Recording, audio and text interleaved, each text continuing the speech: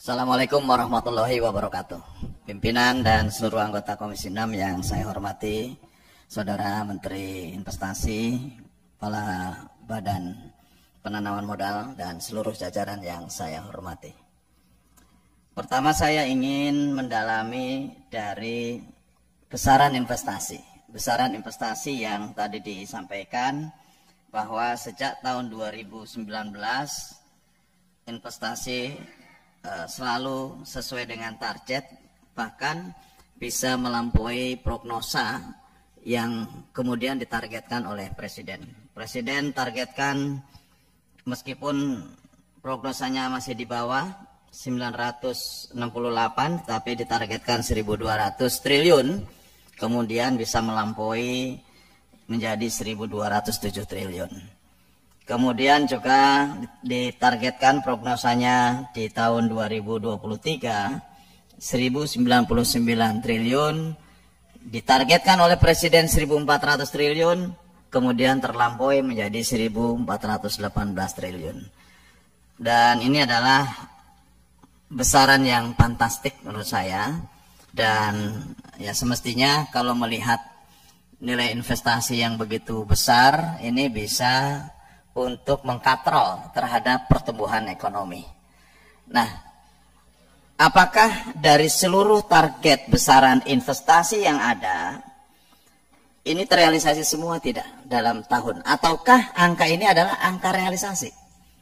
Apakah ini angka komitmen ataukah angka realisasi?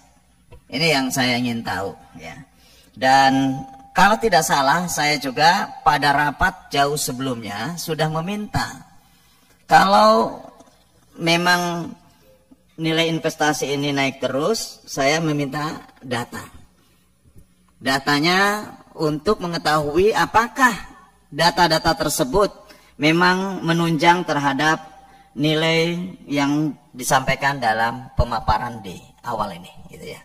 Jadi sampai hari ini saya tidak mendapatkan data itu.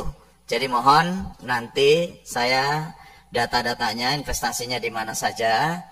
Dan kalau tadi secara global disebutkan antara perbandingan PMA 52,4%, kemudian PMDN 47,6%, luar Jawa dan Jawa, tentu selebihnya saya ingin tahu bahwa apakah ini komitmen ataukah realisasi, mana datanya untuk memperlihatkan bahwa angka ini tentu men-trigger terhadap pertumbuhan ekonomi.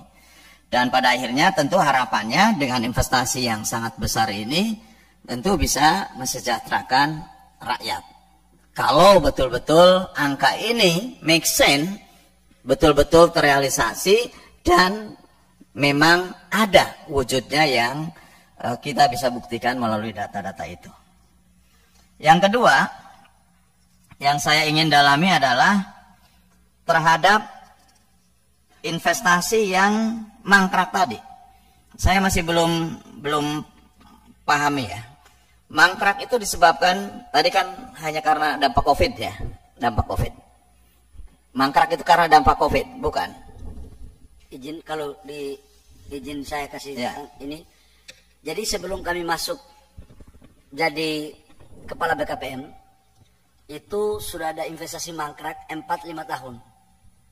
Jadi itu akumulasi dari investasi mangkrak sebelum Covid. Ya. Jadi saya masuk itu menyelesaikan cuci piring itu 708 triliun. Oke. Gitu, Pak. Saya kira ini juga mungkin nanti datanya bisa di. Sudah ada Pak datanya tadi di. Oh, yang di halaman belakangnya. itu ada itu. Yang ini yang lote segala macam ini. Ya. Hyundai. Tapi tolong izin lah istilahnya jangan cuci piring karena itu kan pemerintahan berkelanjutan. Enggak, maksudnya cuci piring dalam arti kata mungkin lebih baik dikatakan diselesaikan lah cuci piring. Ya, itu PR diselesaikan. Negatif. Tarik kata-kata saya tarik kata-kata saya selesaikan lah. Makasih Pak Dedi. Cuci piring itu kalau menurut Pak Bahlil itu bahasa udah paling halus. Itu udah paling halus itu udah.